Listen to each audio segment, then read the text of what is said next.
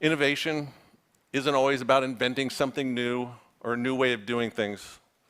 Sometimes it's looking at a problem from a slightly different angle, and often considering the opposite of the typical solution. Innovators don't see different things, they see things differently. I'd like to read that to you again because it took me more than once to really understand what that means. Innovators don't see different things, they see things differently. It takes time to create excellence. If it could be done quickly, more people would do it. This means that in order to be successful, you must take the time out in order to prepare. Imagine if you did that with the goals in your life. If you just took the time out to prepare, to give yourself the best opportunity to be successful, you most likely will achieve it. John Wooden understood this as a basketball coach. He was often noted sitting watching his players just practice so he can get a better understanding of when his players had the best opportunity to be successful. This is something to think about. Greetings. It's your buddy, your pal, your friend, your teacher, and your guide, your big brother, your uncle, maybe, perhaps, the father, the daddy you never had. And that's all right.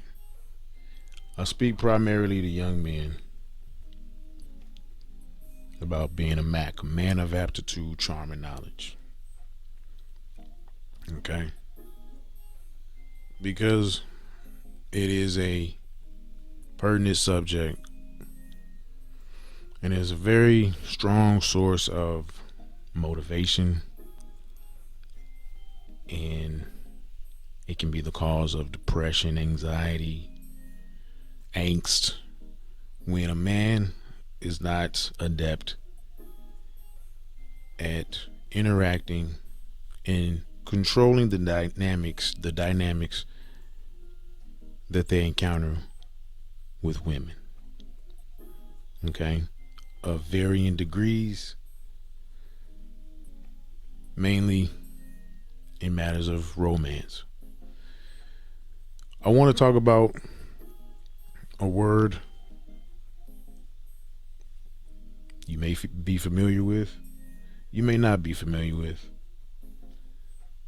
Counterintuitive. Okay. Most things in life, I'll venture to say pretty much most of the most beneficial concepts and models for exceptional, uncommon success, achievement, and results are going to be counterintuitive. Okay.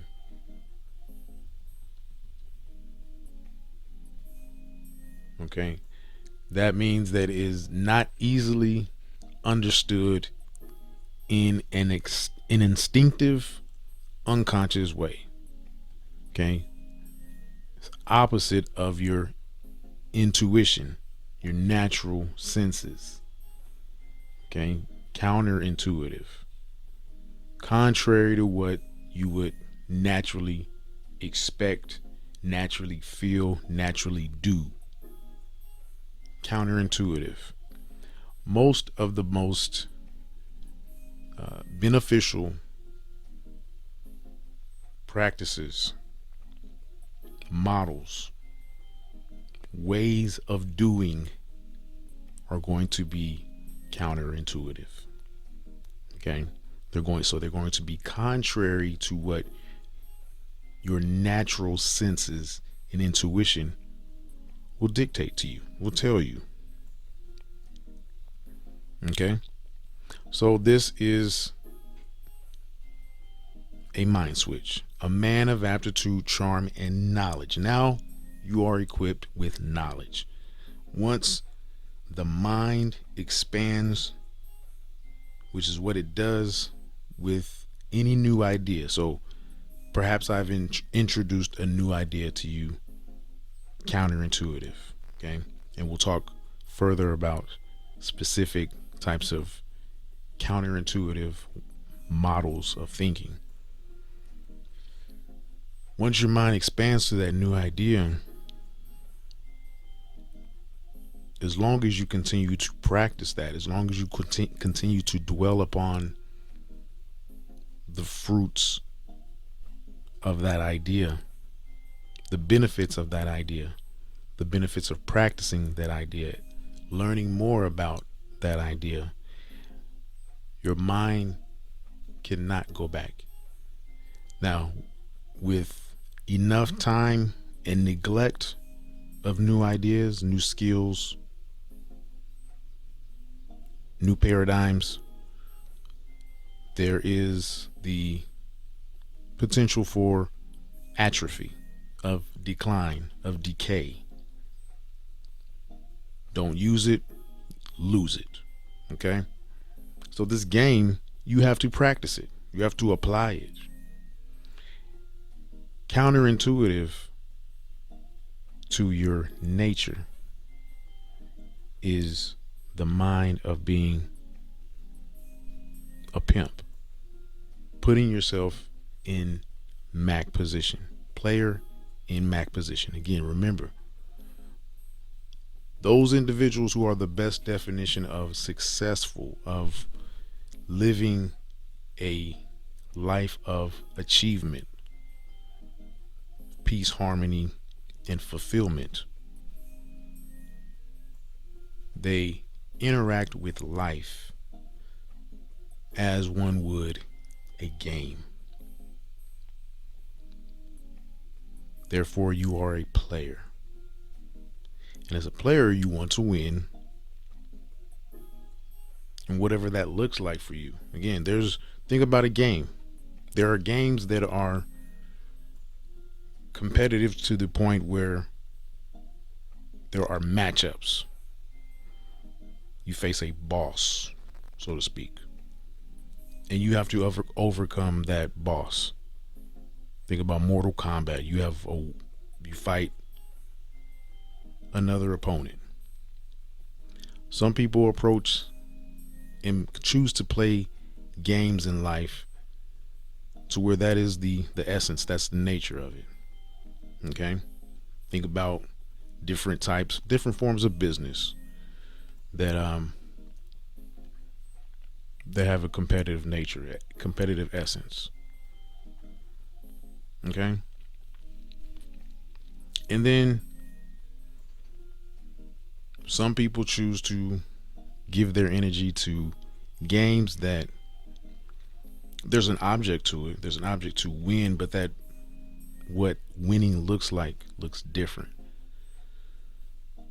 Okay, you win for yourself. You win for others. Think about a game like Zelda. For all you gamers, I'm not even a big gamer, but I remember Zelda. My oldest aunt, if you can believe it, and this is such an anomaly for the 80s, early 90s.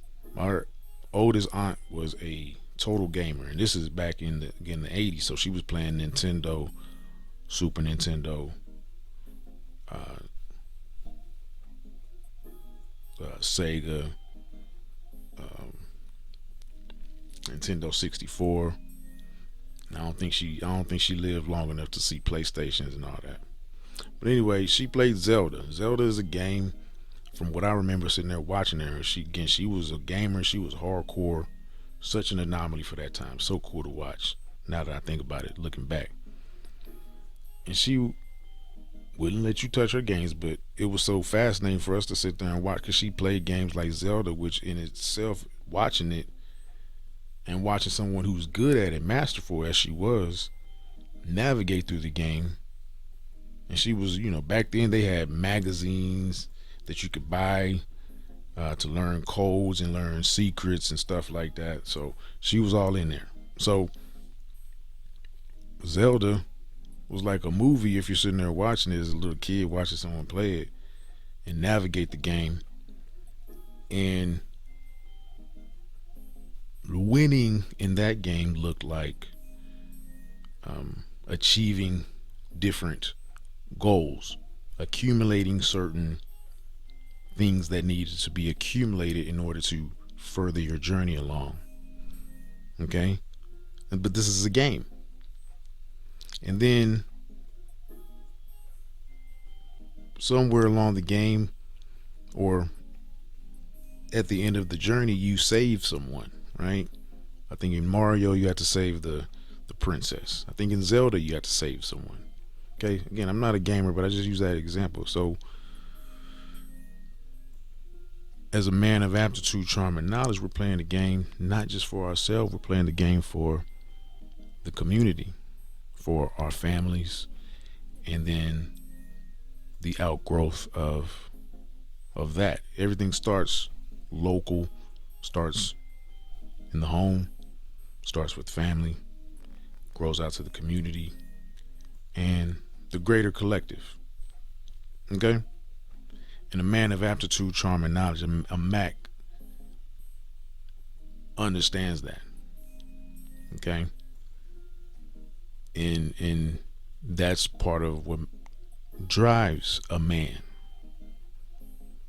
Okay? If you're living for yourself, you are not living, and you're not doing it right. Let's just say that. Okay? Again, people will point their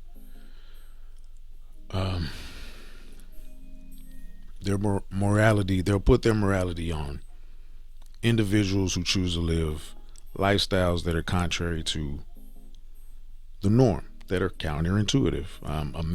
A gentleman of leisure who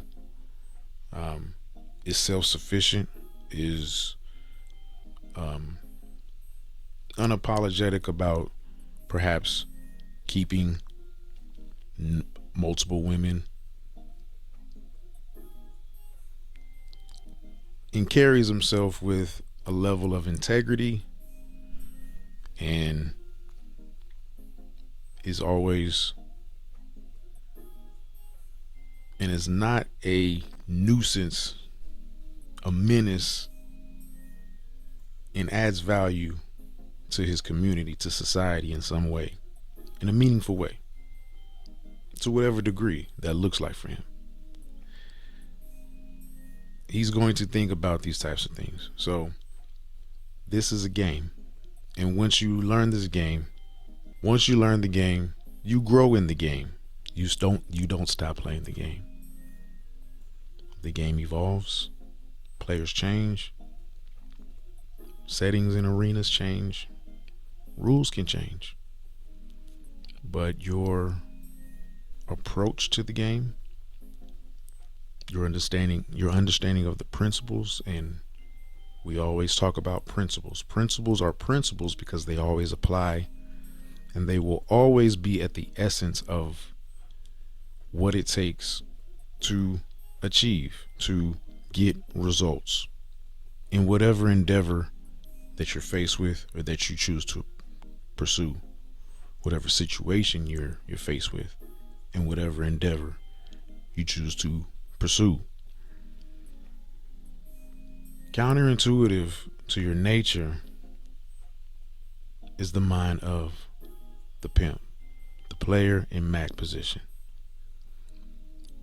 It's counterintuitive to bridle your sexual urges. No matter how good this bitch looks, you gotta be ice cold. You can't be just gawking over her, and you can compliment her in a very direct, reserved, potent way. But your whole demeanor is different. It's counterintuitive. You bridle your energy because the mind of the pimp understands that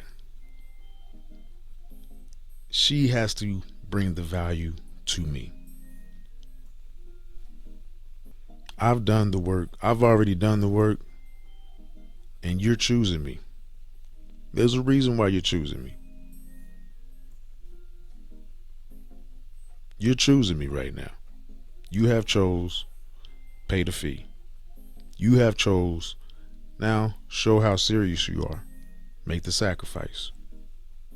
And then we'll go from there. That's the counterintuitive mind.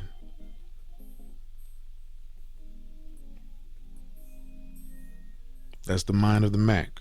Okay? Now we're going to do this different. I know you've encountered many different men who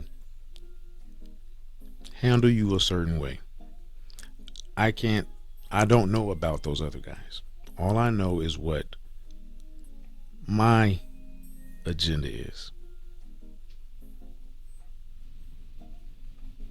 And there's a reason why you're talking to me. There's a reason why we have locked eyes. There's a reason why you look twice at me. There's a reason why you look me up and down. There's a reason why you said something to me. There's a reason why we are in this space right now. You see me. You like what you see.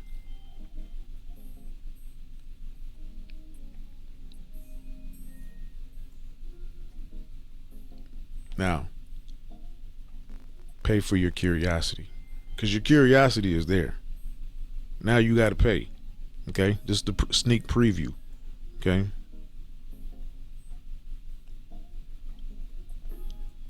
Make the sacrifice to make the sacrifice to let it be known that you're willing and interested in continuing this exploration, this journey, this possibility. Okay? When you see a trailer for a movie, they show you some good parts, but they don't show you everything. And then it's understood that in order to see the entire movie, you have to show up. You have to pay the fee. Okay? And you sit down and enjoy.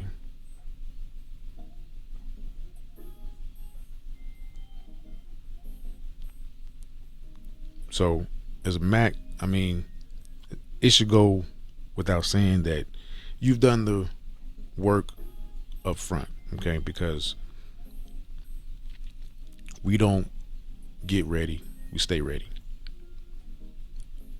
A Mac's life is about preparation, because a Mac's life is nothing without goals. A man's life is nothing without goals. You dig? So, with goals comes discipline. It comes mastering the mundane. And goals is about preparation. Okay? You hear old coaches, Vince Lombardi, John Wooden,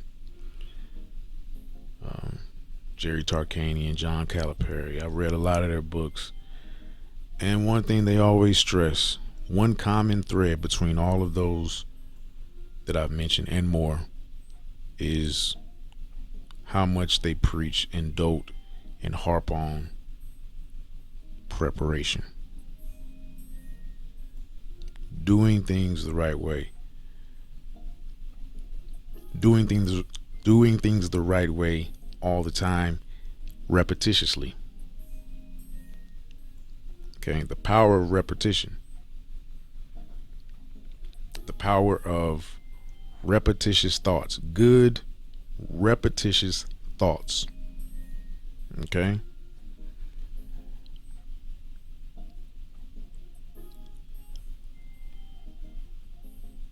And it is counterintuitive to many individuals' way of thinking. But those who I've observed, who I would say are the best definition of players, successful players in the game of life, in varying degrees and in different endeavors, they stay prepared, and they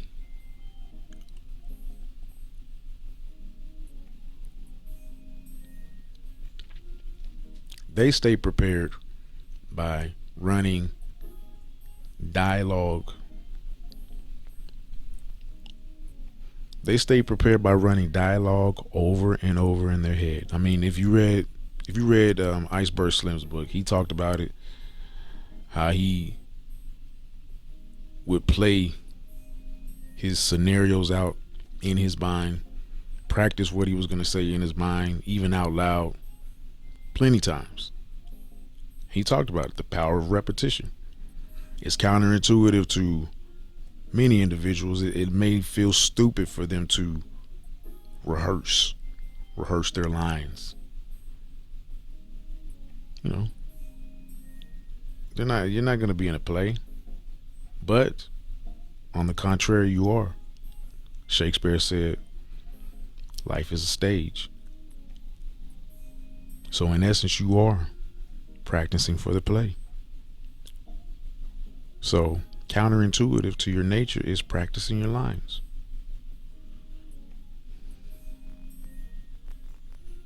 Me, myself, Unc, right here.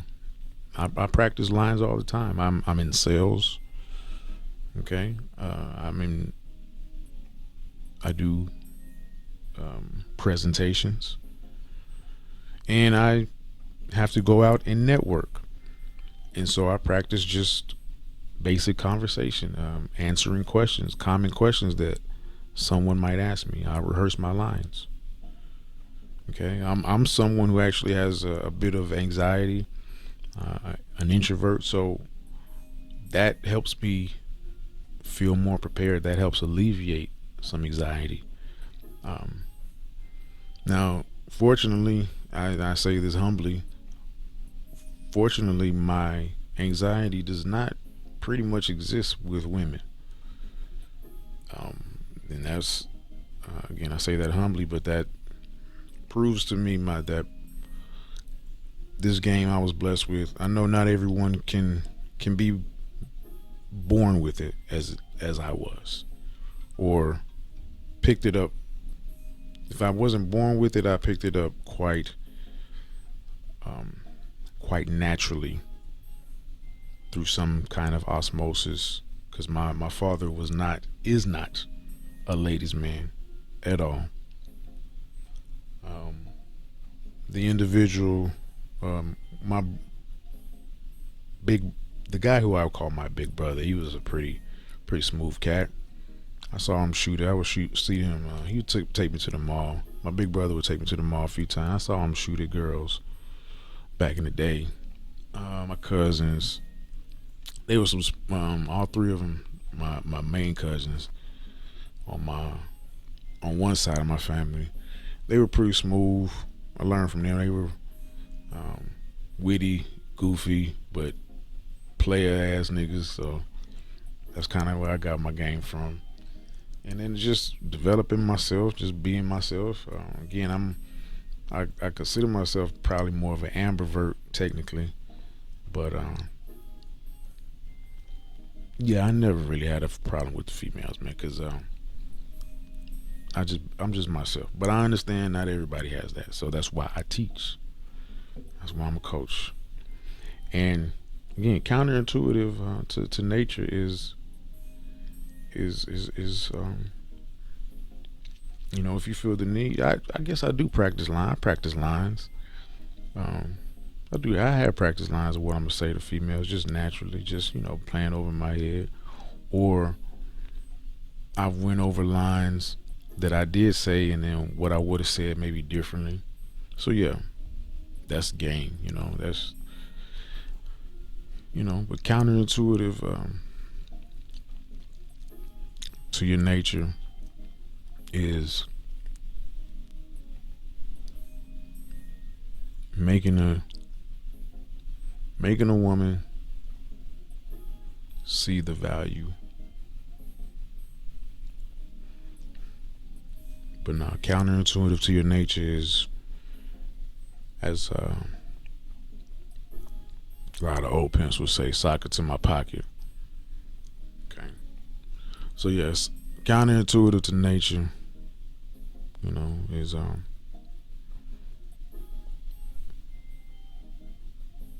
making them sockets in your pocket, like the old folks would say. Okay. She got a socket to your pocket. And that's something that's counterintuitive to a lot of guys' nature. Again, humbly, I say it came natural to me. I remember being as going all the way back to like third grade, second grade, just having this nature, this way about me where I don't know, girls just wanted to take they just wanted to take care of me, you know. And I went to a school where I was pretty much the only black kid in each class, you know. And if it was another black kid, they'd be mixed or they'd be real whitewashed. Okay, so I was the only nigga. I don't know how, because it wasn't a conversation between me and my parents or anybody. But I don't know how I maintained my niggerdom, my niggerdom. Okay, but I did. But I enjoyed my going to school with my comrades, with who I did. You know, I appreciated it. I appreciated it then, and even more so now, because it was very diverse. You know, Indians, white kids, Mexicans. Because it was a magnet school, so it attracted all the smart kids, right? Elementary school, the so-called smart kids, right? We tested well, basically. Or not good, got good grades, you know. For what it was, I was smart, but I was around some brilliant kids. I wasn't brilliant, never was. But anyway,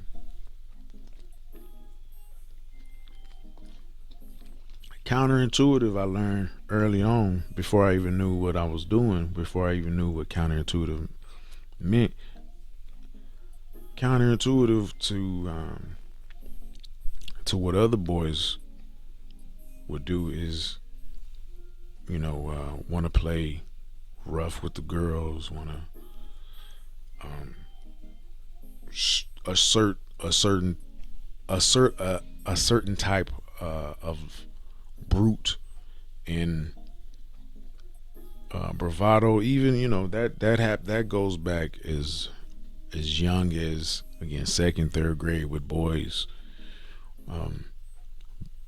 overly trying to flex for girls. Okay, I vividly remember witnessing that behavior, that overly machismo, male posturing, as early as third grade. Um, I remember the boy's name was David Groby. I doubt he would ever listen to this, or if he's alive, I don't know. David Groby, one example, white boy, super machismo, macho posturing was done, and especially in front of the girls. And I remember one specific time, David Groby tried to direct his machismo and use me as an example, because he was a bit of a bully, and yeah, I guess he picked me as a target this day for some reason. Like I was just the one to steal on. Well, he didn't steal on me, but again, he used an aggressive stance to challenge me, and to say the least, I pieced up David Groby real nice, real quick. You know, I've always been one. I'm very swift with my action when it's time, but I'm not overly violent, and I'm not a machismo type of guy.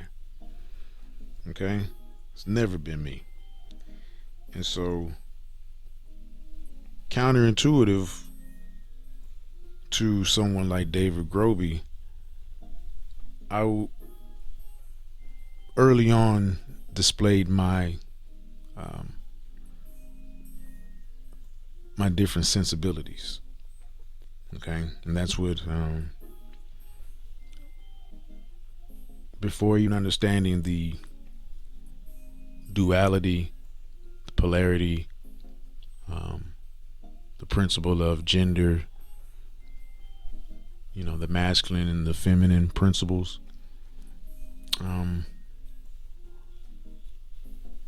Being vulnerable, I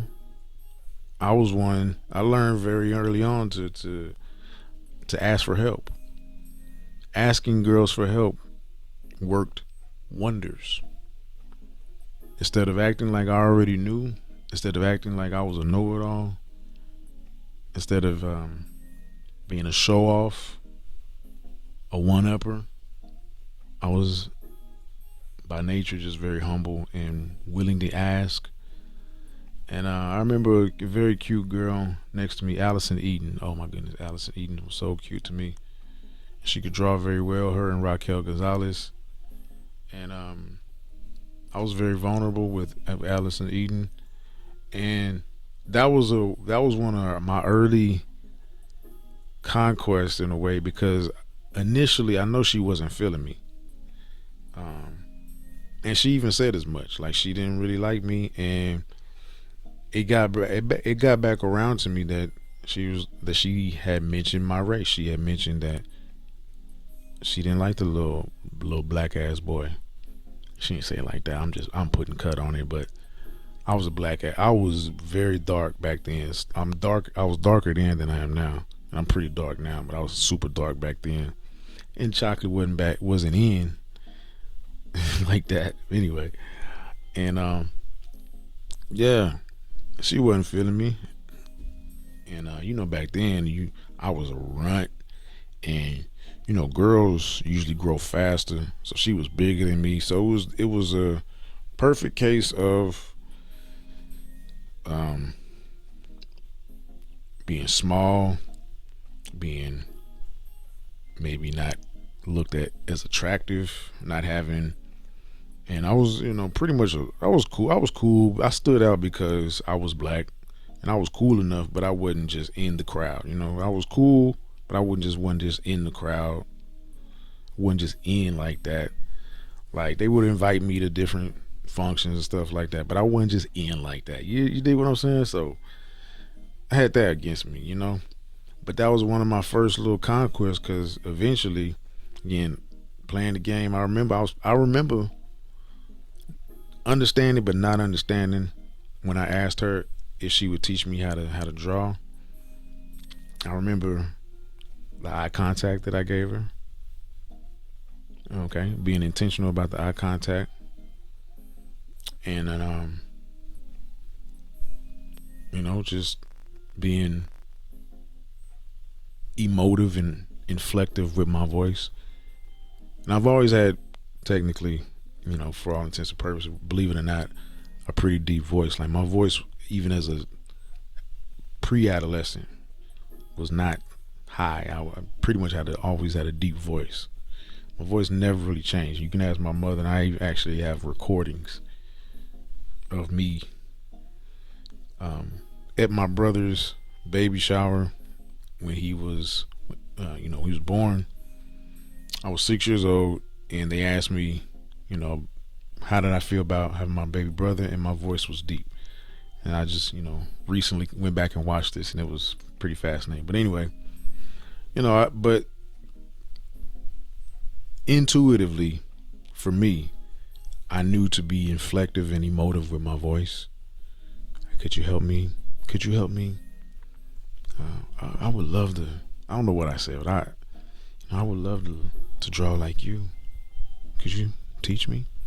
And intuitively, I knew, but I didn't know that I was planting a seed. I was planting a seed to, at least open the possibility, because at least I knew I would be more in her company. She teaching me, and we could have conversation again, more eye contact. I just intuitively knew the power of eye contact. And again, before you knew it took time, but I got a kiss out of Allison Eaton. Back then, at that age, getting a kiss, come on, dog. That's like it. That's like it. At least for me, we was very innocent. Okay, I wasn't exposed to shit like that. That I was, but I wasn't. I was just happy to get that kiss, you know, because I was exposed to sexual stuff pretty early from a preacher's daughter. But that's a whole nother story for a whole nother time. Yeah, preacher's daughter pretty much molested me. She was a little bit older than me, 2 years older than me. I was like 5. I was a solid 5 because I wasn't even because we were still living at a different place, and this is before my brother was born. So um, I had to be 5. So she had to be like 6 or 7. I know that for sure because I know she's still. I know who she is to this day. I mean, we still like Facebook friends, like that type shit. And I know she just turned, yeah. So she's older. She's 2 years older than me, and she molested me. Technically, I guess you could say, yeah, she did some things. She showed me. I guess she learned some things. I don't know. Or somebody showed her some things, or she just knew some things, and she showed me some things, and she touched me, and she showed me some things, and that was my first, and it wasn't nothing seriously, but it was just like just a moment. But I remember, and that was my first introduction to at least. And you don't know what type of impact that has on you until later on. And I don't know why I'm talking about this, but yeah, peace and blessings.